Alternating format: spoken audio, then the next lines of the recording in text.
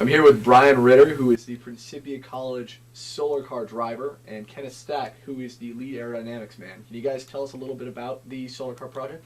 Sure. So Principia Solar Car started, I believe, officially in 1993, under David Cornell. He was a physics professor. And they started out as just kind of an electric car kind of project. They built an electric bike with batteries, drove it from this old science center up to the gatehouse, and had to pull the leads off the battery because they had no brakes and no way to stop it. So that was like the first kind of inception of the project. And then in 95 they built their first car, which didn't qualify for the race, and they kind of went along as an exhibition team. So that was kind of where we started how many years ago, over 20 years ago now. So yeah. And it's progressed over the years, right? You've had different models as time's passed? Yeah. That's right. We're on our 9th car right now. So over time, the rules have changed, and so our cars have changed with them, as well as improving the materials and the methods that we use to build and design our cars. So can you guys tell me a little bit about what your individual roles are on the team? Sure, I guess I'll start. Yeah. So initially I was just kind of like pit crew and did whatever I was told because I had absolutely no idea what I was doing. And I've kind of grown into the electrical lead. So most of the electronics on the car, the batteries, battery protection, some stuff with the motor and the array, telemetry data are the main things that I work on. And then I was a backup driver my sophomore year, and then I've become the lead driver for the races as well. I started off the same way as Brian, just doing whatever was needed to help out. And then I found out that we were going to be designing and building a new car. So I was really interested in being part of the design process. So I learned the software. I spent a lot of time on the tutorials involved with that, and I started figuring out how we would design a new car, because we didn't have anyone on the team with experience in this program. So just because I was part of that process, I ended up designing the full shape of the car, the outside of the car. And also the software allows us to analyze aerodynamics over the car, how air would flow over surfaces. So I got to play with that some and figure out how to optimize our car. That's the main role that I've been playing. But I've also seated tires, putting the tires onto the rims, and other small roles that I've gotten good at. Brian, can you say why you're the driver? What specific qualifications do you have that make you good for that role? Yeah, there's a lot of factors that go into it. First, since we're such a small team, we have to have people that fit in the car. You can't really change how how the car is designed and how the frame fits. So there's certain people, anybody taller than me pretty much can't fit into the car because you have to have a certain amount of clearance between your head and the bars that go around it. So we've tried to fit some people who are 6 feet tall, even 5'11"-ish, and it's pretty tight. So that right there wouldn't pass the regulations. The other part, I guess, comes down to we do put a few people into the car and have them test drive it. Part of it's efficiency, just the ability to listen and follow directions, keep calm when things are going poorly. A lot of different factors, and we do training for drivers and test driving, and then usually narrow it down to 2 or 3 people with one person who's kind of maybe the most efficient or the most experienced in my case. That's basically how it came about. With bigger teams, they actually do send some of their candidates to like professional driving schools. I know University of Michigan does that, and then the drivers have to be exactly the same size, like 5'8", 150-ish pounds or something like that. So they're all very similar in size, and they have a lot of training. So ours is less formal than that. What are the conditions like at the helm of the new solar car? Is it hot in there? How does it go? Oh, yes, it is. And our most recent car that I've driven was Raw 7S.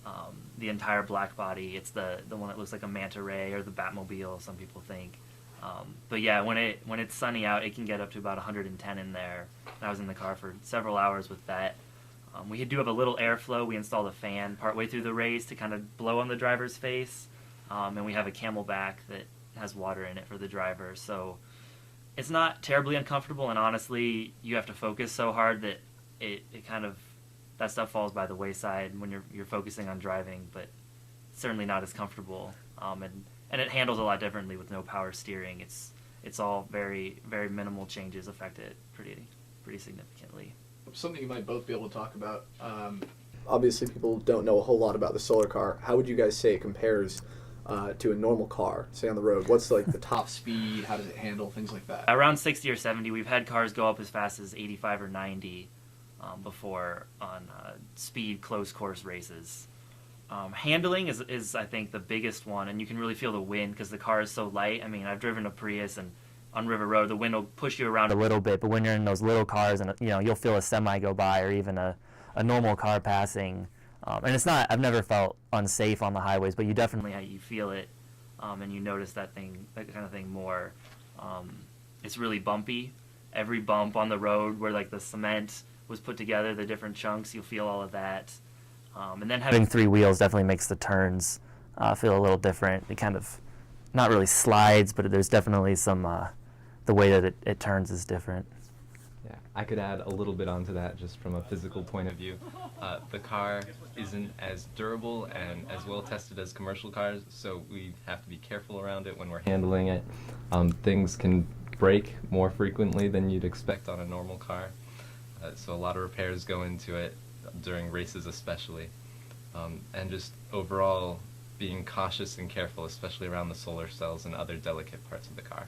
It is kind of amazing when I think about it. When I get into a normal car, they have all those crash test ratings, like 5-star ratings and all of that. And then you think about our team of 20-odd liberal arts students making a vehicle that you're driving on highways is going 60 miles an hour. Sometimes I do think about it, and I do feel safe, and we do have lots of precautions that we take to make sure people are safe because it's a priority for many teams.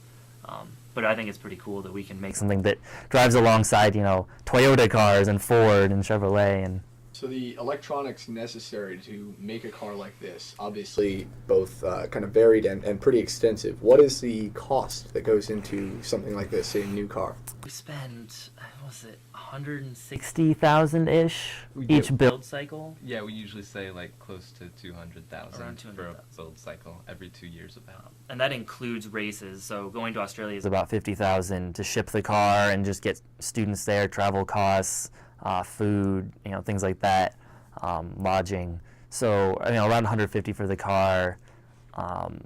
Batteries and the array are probably the two biggest, and the motor and motor controller can be as much as $10,000 or so for each of those things or higher. So there are some expensive electronics are the main costs.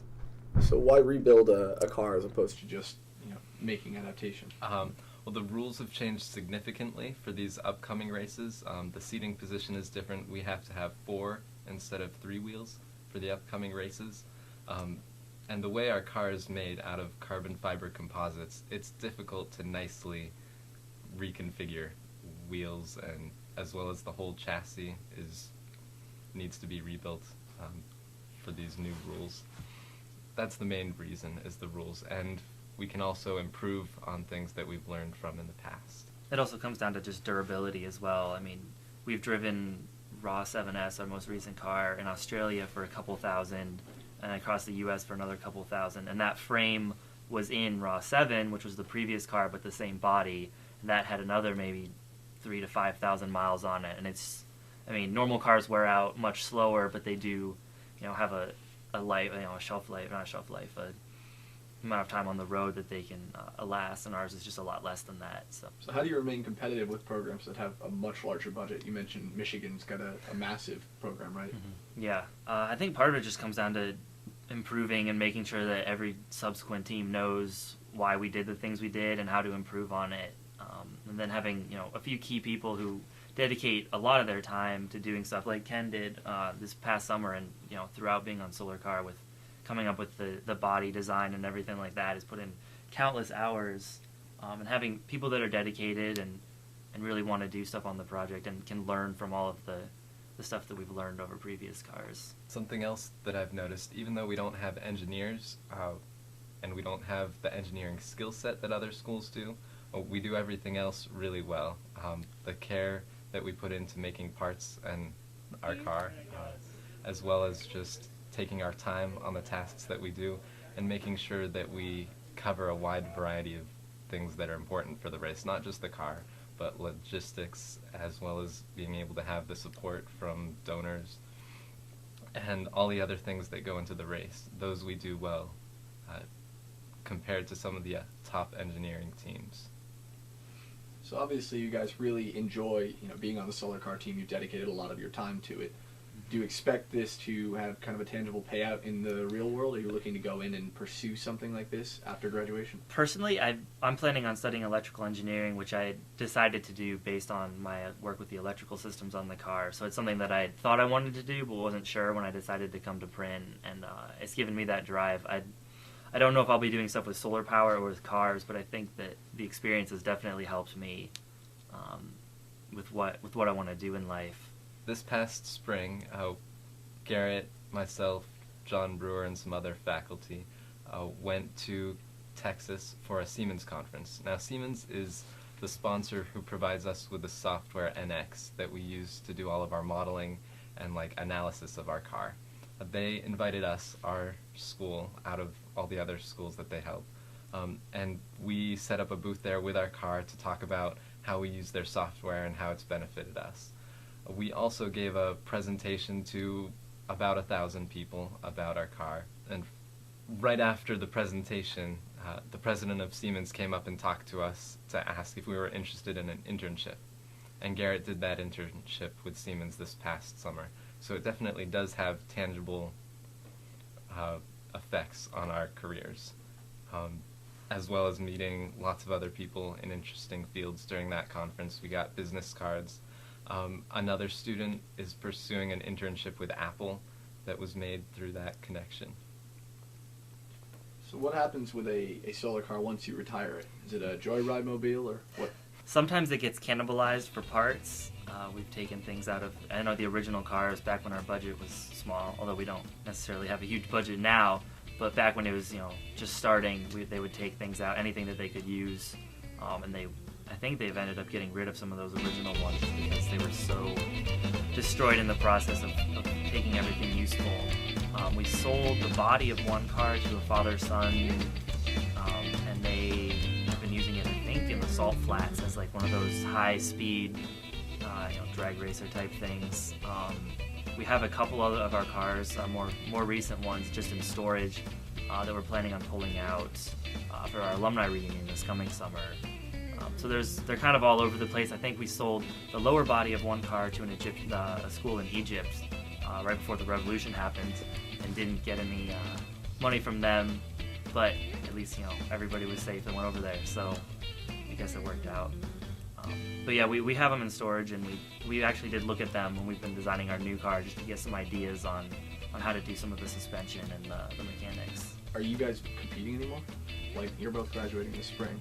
Yeah. So are you still going to be competing this spring? This coming summer there's a race. I would love to be able to go on the race this summer in July, but I still don't know. I don't know about you, Ken. I'm planning on going on the race this summer.